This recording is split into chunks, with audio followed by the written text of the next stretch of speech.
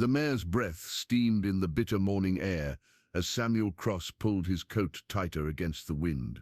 3 days of tracking had led him through Devil's Canyon, following the blood trail of a wounded elk that had vanished into the white expanse ahead. But it wasn't elk tracks that stopped him cold. There, beneath a thin veil of fresh snow, something dark caught his eye. At first glance it looked like fallen timber, a branch maybe, or a piece of torn canvas from some unlucky traveler's wagon. But branches didn't have fingers. Samuel dismounted, his boots crunching through the crystalline surface. His hands trembled as he brushed away the snow, revealing first a pale wrist, then an arm, then the profile of a young woman's face. Her lips were blue-tinned, her dark hair matted with ice, but her chest rose and fell in shallow, desperate breaths. "Jesus," he whispered, dropping to his knees. He'd seen death before, plenty of it. The war between the states had shown him what the human body could endure and what it couldn't. This woman should have been dead hours ago. The temperature had dropped below freezing before midnight, and by the look of the snow covering her, she'd been here since then. Samuel cleared the snow from around her shoulders and torso, working with the efficiency of a man who'd pulled wounded soldiers from battlefields. No visible injuries, no blood. Her dress was torn, but not from violence, from thorns maybe, or desperate flight through dense brush. She wore no coat, no gloves, nothing that would have kept her alive in this killing cold. As he lifted her into his arms, her weight barely registering against his broad frame, her eyes fluttered open. Not the glassy, unfocused stare of someone slipping away, but sharp, aware, piercing brown eyes that locked onto his face with immediate recognition. "Samuel Cross," she whispered, her voice barely audible but clear as church bells. The words hit him like a physical blow. He'd never seen this woman before in his life. He was certain of it. Samuel Cross remembered faces. It had kept him alive during the war and in the years after. This pale, half-frozen stranger was not in his memory, yet she spoke his name like she'd known him all her life. "How do you?" he began, but her eyes had already closed again, her head falling back against his shoulder. The wind picked up, driving snow into his eyes and making his decision for him. Questions could wait. Death wouldn't. The cabin Samuel had built 5 years ago sat in a clearing 2 miles from where he'd found her, smoke already rising from the chimney he'd banked before leaving at dawn. He kicked open the door and carried her to the bed, laying her on top of the thick quilts his sister had sent from Kansas. Her breathing was steadier now, but her skin remained deathly pale. Samuel had seen frostbite before, toes and fingers lost to the cold, men who'd never feel warmth the same way again. He worked quickly, removing her wet dress and wrapping her in dry blankets, averting his eyes out of decency even as urgency drove his hands. As he built up the fire, a memory gnawed at him, that voice saying his name, not just saying it, but knowing it belonged to him, the way a person might greet an old friend. In 10 years of living in these mountains, Samuel had spoken to maybe a dozen people, and half of those had been brief encounters with traveling merchants or lost hunters. He kept to himself by choice and necessity. The woman stirred as warmth began to fill the cabin. Her eyes opened again, and this time they stayed open, tracking his movements as he hung her dress near the fire to dry. "You brought me home," she said, and there was something in her tone, gratitude mixed with inevitability, as if she'd known he would. "This isn't your home," Samuel replied, settling into the chair beside the bed. "I found you half dead in the snow. What's your name? How did you know mine?" She studied his face for a long moment, and Samuel felt exposed under that gaze, as if she could read the history written in his scars and the lines around his eyes. "My name is Elena,"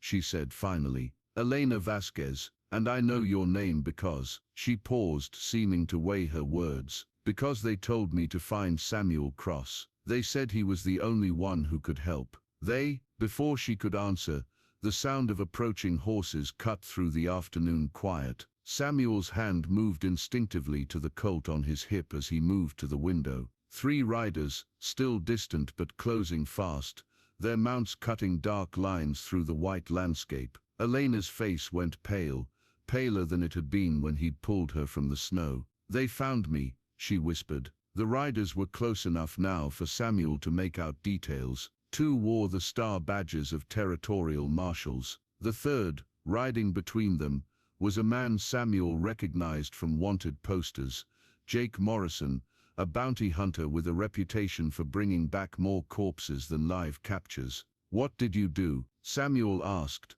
but the thundering hoofbeats were already in his yard. "Cross," the voice boomed across the clearing like a gunshot. "We know you're in there." Samuel moved away from the window, positioning himself between the bed and the door. Elena struggled to sit up, clutching the blanket around her shoulders, her eyes wide with fear that seemed to go deeper than simple capture. "Samuel Cross." The voice came again, closer now, boots on his porch steps. "We're here on territorial business. Open this door, or we'll open it for you." Through the window, Samuel could see Morrison dismounting, his long coat flapping in the wind. The 2 marshals flanked the cabin, hands resting on their weapons, professional, experienced, not the kind of men who made mistakes or left witnesses. "They're not here for the law," Elena whispered urgently. "Morrison works for Vincent Kane. He owns half the territory, controls the other half. I have something he wants back."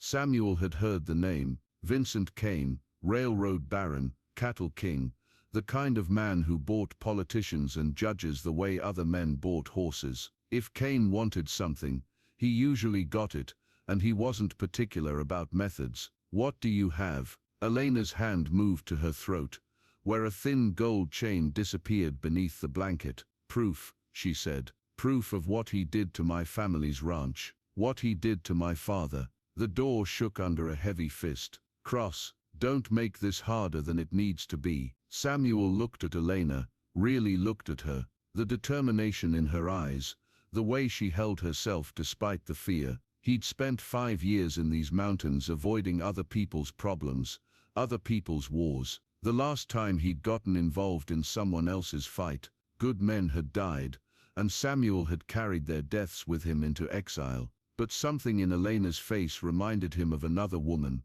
another time. His sister Mary, the night their farm had burned, the night the raiders had come, the way she'd looked at him with absolute trust, believing he could save her family, believing he was the kind of man who didn't walk away. He'd failed Mary. The farm had burned, their parents had died, and Samuel had spent the war years trying to forget the taste of that failure. The door splintered under Morrison's boot. "Time's up, Cross." Samuel drew his Colt in one smooth motion, the familiar weight settling into his palm like an old friend returning home. Morrison stood in the doorway, flanked by the 2 marshals, their weapons already drawn. "Well now," Morrison said, his voice carrying the lazy confidence of a man who'd won this game many times before. "Looks like we got ourselves a situation." The silence stretched between them, broken only by the wind howling through the broken door and the soft crackle of the fire. 4 guns pointed at each other across 10 feet of cabin space, and Samuel knew that in the next few seconds, some of them would die. The only question was which ones. "Easy now," Morrison said, his gun steady on Samuel's chest. "No need for anyone to bleed today. We just want the girl. She's under my protection," Samuel replied, surprised by the words as they left his mouth. He hadn't planned to say them, hadn't consciously made the decision to stand between Elena and these men, but there they were, hanging in the air like smoke. One of the marshals, a young man with nervous eyes, shifted his weight. The floorboard creaked under his boot, and Samuel caught the movement in his peripheral vision. 3 targets, limited cover. The bed would stop a bullet, but Elena was behind him, and there was nowhere for her to go. "Protection," Morrison laughed, a sound like gravel in a tin cup. "You don't even know her name, Cross. Hell, you probably don't even know what she's running from." "I know enough. Do you?" Morrison's eyes glittered with malicious amusement. "Did she tell you about the fire at the Vasquez ranch? How her daddy died screaming? Did she mention that she was there when it happened, that she watched it burn?" Samuel felt Elena stiffen behind him, heard the sharp intake of her breath, but he didn't turn around, didn't take his eyes off Morrison. Did she tell you, Morrison continued, that Vincent Kane offered to buy that ranch fair and square, that her daddy was too proud and stubborn to take good money for worthless desert land? That's not how it happened. Elena's voice was steady, despite the tremor Samuel could hear underneath. Tell him the truth, Morrison. Tell him how Kane's men came in the night, how they locked my father in the barn before they lit it. The silence that followed was heavy with old pain and fresh anger. Samuel had heard stories like this before, powerful men taking what they wanted from those too weak to resist. It was the same story that had driven him into these mountains, the same story that had made him turn his back on a world where might made right and justice was a luxury only the wealthy could afford. But Elena had reached for something, and Morrison's gun shifted toward her. Careful, girl, Morrison warned. Elena's hand emerged from beneath the blanket, clutching a small leather pouch. This is what Kane wants, she said, her voice growing stronger.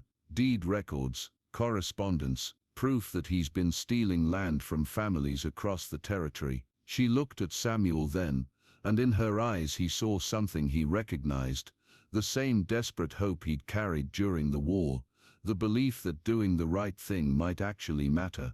My father gave this to me before he died, she continued, made me promise to get it to the territorial governor. Samuel, she paused, and when she spoke his name, it carried a weight that made his chest tight. I know your reputation. I know what people say about you, that you're a killer who ran away to the mountains. But I also know what they say about your word, that when Samuel Cross gives his word, it means something. The young marshal's hands were shaking now. Ellison noticed it too, his jaw tightening with irritation. Give me your word, Elena whispered.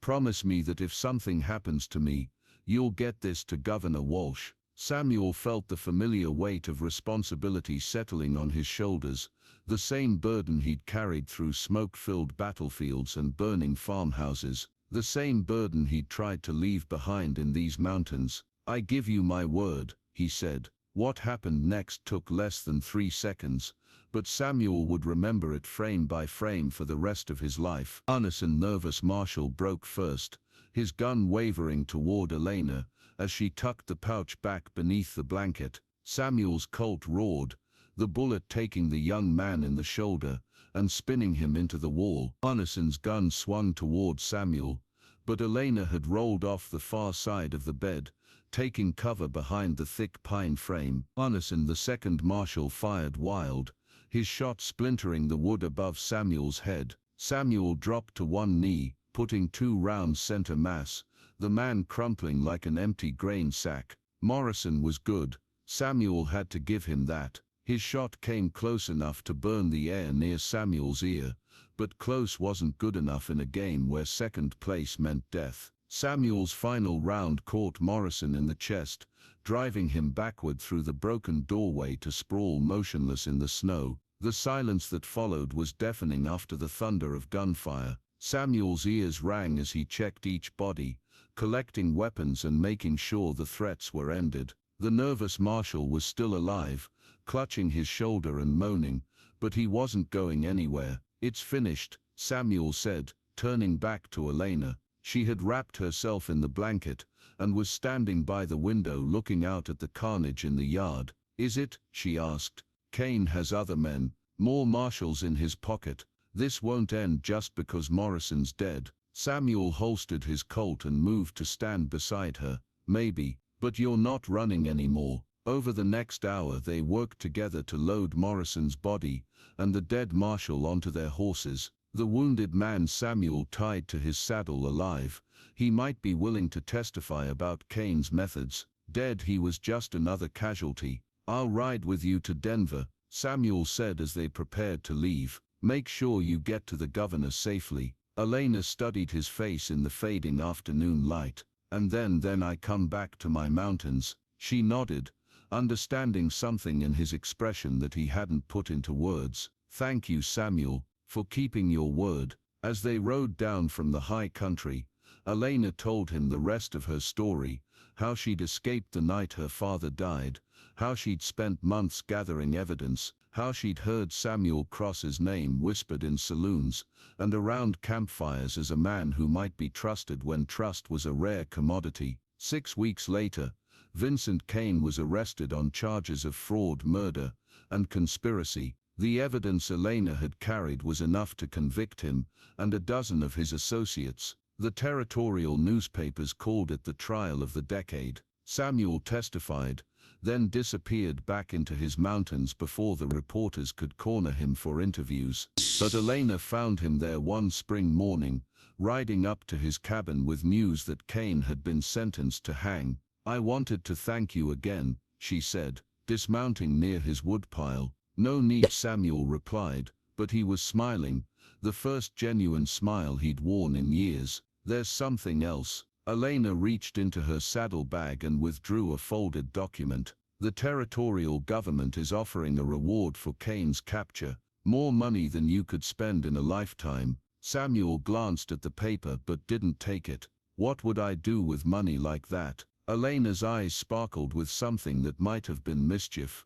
"Well," she said, "I know of a nice ranch down in the valley, good water, fertile soil, the kind of place where a man could raise cattle, maybe start a family if he found the right partner." Samuel looked at her for a long moment, then at the document in her hands, then back at her face. "And I suppose you know someone who might be interested in that kind of partnership." "I might," she said, stepping closer, "if the right man asked." Years later, when their children asked how their parents had met, Elena would tell them about the morning she'd awakened half buried in snow to find salvation wearing a familiar face. She would tell them about promises kept and words honored, about the day their father chose to stop running from the world and start building something new within it. And Samuel, listening from his chair by the fire, would remember that moment of recognition in her eyes, not supernatural, not mysterious, but something simpler and more profound. She had known his name because she had been looking for exactly what he was, a man whose words still meant something in a world where such men were becoming rare as gold. The snow still fell in the high country, but it no longer looked like a place to bury the past. It looked like a clean slate, white and infinite with possibility.